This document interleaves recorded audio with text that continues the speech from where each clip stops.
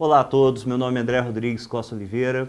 Falamos recentemente sobre o direito de votar, sobre a prerrogativa do voto, sobre a importância do voto na formação de cidadãos melhores e de, consequentemente, uma sociedade melhor. E, como todos sabem, algumas coisas fazem com que nossos políticos morram de medo e com que os eleitores repensem a forma com que escolhem os seus representantes em âmbito estadual, federal ou municipal. E, dentre as coisas que os nossos eleitores morrem de medo, nós temos uma que me chama muito a atenção pessoalmente, que é o que nós conhecemos como abuso de poder. O que é o abuso de poder? Vocês já ouviram falar isso muito, eu tenho certeza, mas o abuso de poder é uma constante. Aliás, lembrando que a gente dorme e acorda eleitor, então o abuso de poder tem que ser fiscalizado não só durante o pleito eleitoral, mas ao longo de um mandato, ao longo de uma gestão de um político, seja ele quem for.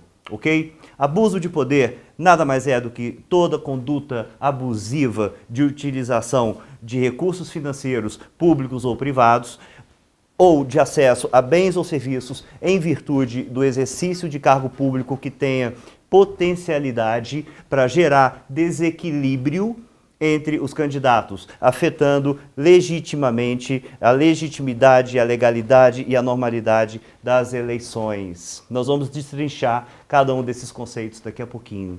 Bom, qual é a previsão legal para o abuso de poder? A previsão legal máxima do abuso de poder é o parágrafo 9º do artigo 14 da nossa Constituição Federal de 88, que estabelece literalmente que soberania popular será exercida pelo sufrágio universal e pelo voto direto e secreto, com valor igual para todos e nos termos da lei, mediante, parágrafo 9º, lei complementar, já vamos falar dela, que estabelecerá outros casos de inelegibilidade e os prazos de sua cessação, a fim de proteger a probidade administrativa, a moralidade para o exercício do mandato, considerada a vida pregressa do candidato, a normalidade e legitimidade das eleições contra a influência do poder econômico ou o abuso do exercício da função, cargo ou emprego na administração direta ou indireta. Então, qual é a nossa lei complementar que trata do abuso de poder? É a Lei Complementar número 64 de 1990. O que ela fala especificamente? Ela fala e estabelece os casos de inelegibilidade, com os prazos de cessação dessa inelegibilidade e determina também outras providências consoante regulamentação necessária ao artigo 14 da Constituição Federal de 88, que eu já citei. Bom, o Código Eleitoral, por sua vez, no artigo 237, também é explícito nesse sentido, ao mencionar que a interferência do poder econômico, o desvio ou abuso de poder de autoridade em desfavor da liberdade do voto serão, obviamente, coibidos e punidos. Prestem bem atenção nisso tudo. Então, nós temos, em síntese, 3 espécies de abuso de poder. Nós temos o abuso de poder econômico, nós temos o abuso de poder político e nós temos o uso indevido dos meios de comunicação social. Vamos entender agora cada um desses conceitos. Abuso de poder econômico, senhoras e senhores. Abuso de poder econômico se configura quando ocorre doação de bens ou de vantagens a eleitores, de forma que essa ação possa desequilibrar a disputa eleitoral e influenciar o resultado das eleições, afetando a legitimidade e a normalidade das eleições. Para o TSE, o abuso de poder econômico, em síntese, pode ser resumido em uma única frase. A utilização de um benefício eleitoral, em benefício eleitoral, de um candidato, de recursos patrimoniais em excesso. Entendido? Bom, e o abuso de poder político? O que seria, então? Já o abuso de poder político é o uso indevido de cargo ou de uma função pública, seja esse cargo, essa função eletiva ou não, com a finalidade de obtenção de voto para um determinado candidato, prejudicando a normalidade e a legitimidade da eleição. Os tipos de abuso mais comuns que a gente vê todo dia, infelizmente ainda no Brasil, são a manipulação de receitas orçamentárias, a utilização de servidores para trabalhar durante campanha em horário de expediente, utilização indevida de propaganda institucional e de programas sociais que são majorados em ano de campanha, propositadamente para angariar voto, dentre outros casos que vocês já estão cansados de ver, mas que, se Deus quiser, vão melhorar muito em breve. Se Deus quiser e se nós quisermos também. O abuso de poder político nas campanhas eleitorais tornou-se, é importante dizer isso, ele tornou-se muito mais comum, infelizmente, a partir da aprovação da possibilidade de reeleição dos chefes do Poder Executivo, presidente da República, governador do Estado e prefeito municipal, sem que eles precisem deixar os cargos que exercem para se recandidatar, vocês sabem disso. Então, infelizmente, fomenta e, para muita gente, incentiva e estimula a prática de abuso de poder político. E o que seria, então, o uso indevido dos meios de comunicação social? Bom, o uso indevido dos meios de comunicação social pode ser uma forma de abuso de poder econômico ou de abuso de poder político também, dependendo do caso. Por quê? Por uma razão muito simples. Considerando que os meios de comunicação social, representados por emissoras de rádio e televisão, internet, jornais, similares a jornais, têm grande poder e influência sobre a opinião pública, eles sofrem, obviamente, especiais restrições no âmbito do processo eleitoral e têm que ser, de alguma maneira, controlados. Exemplos disso são as emissoras de rádio e televisão, por exemplo, concessionárias de um serviço público, que são proibidas, como todos sabem, de manifestar opinião ou transmitir propaganda paga durante o período eleitoral, conforme reza o artigo 44 da Lei 9.504, de 97. Quanto aos outros meios de comunicação, é possível dizer que não sofrem tantas restrições assim, mas eventual conduta abusiva pode, sim, configurar o uso indevido de meio de comunicação social ou abuso de poder.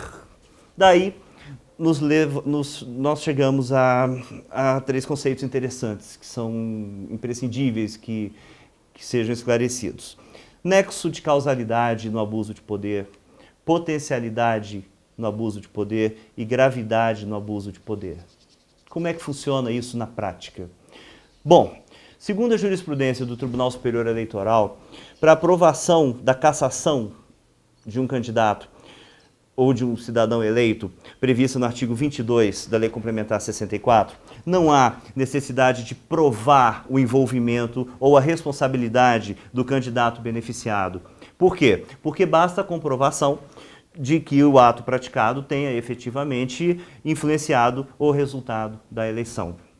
Bom, com a edição da Lei Complementar 64, é bom que se diga, houve até quem defendesse à época a necessidade do nexo de causalidade, ação e resultado para configurar a conduta ilegal propriamente dita. Bom, segundo esse entendimento, seria preciso que a eleição do candidato beneficiado tivesse decorrido de ato ilícito praticado, porém tal percepção logo foi ultrapassada. Por quê?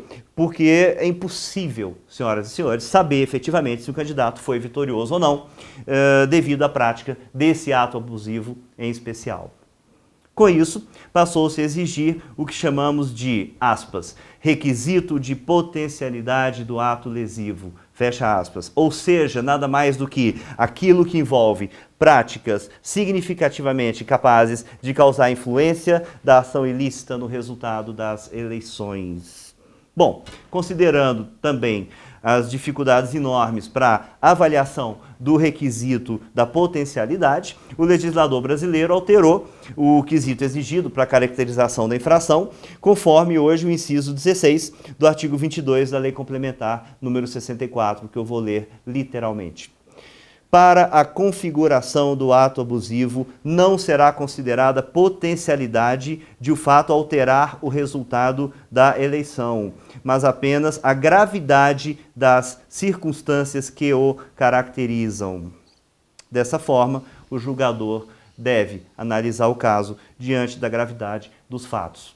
Vejam bem, eu estou falando do julgador. Nós vamos discutir esse ponto numa outra oportunidade, mas o julgador não é o Tribunal Superior Eleitoral, não. O Tribunal Superior Eleitoral é a derradeira instância. Em tese, não cabe ao Tribunal Superior Eleitoral revolver matéria fático-probatória de uma decisão tomada por um juiz de primeira e por um colegiado em segunda instância. O Tribunal Superior Eleitoral deve discutir tese. Que fique bem claro isso, como em geral com os outros tribunais também ocorre. Ok? Bom, quais são então as sanções cabíveis aos cidadãos e às cidadãs que praticam abuso de poder? Bom, sanções previstas no artigo 22, inciso 14 da Lei Complementar 64.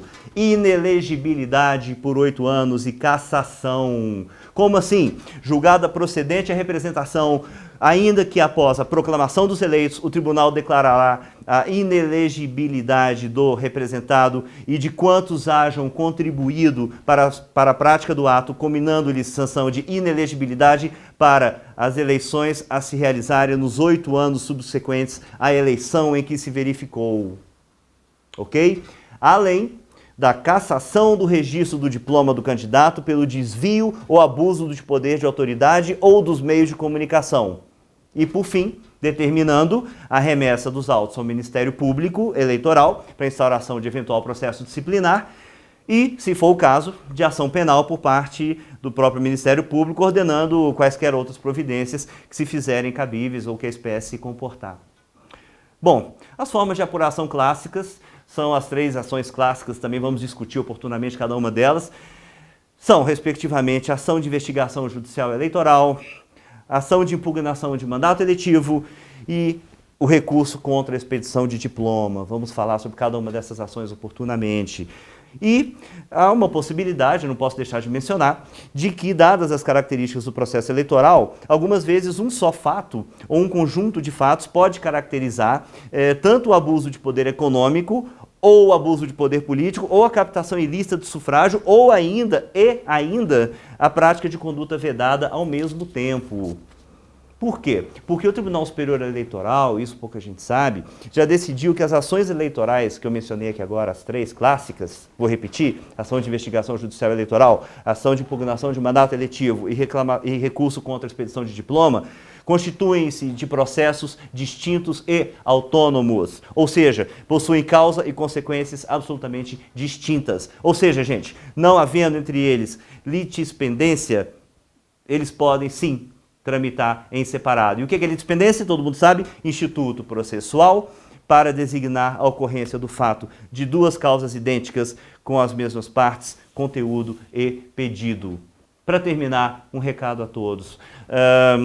A gente tem que fiscalizar antes, durante e depois da campanha. É como a diferença do marketing político para o marketing eleitoral, por exemplo. O marketing eleitoral é aquilo que você faz para entrar. O marketing político é aquilo que te mantém lá dentro.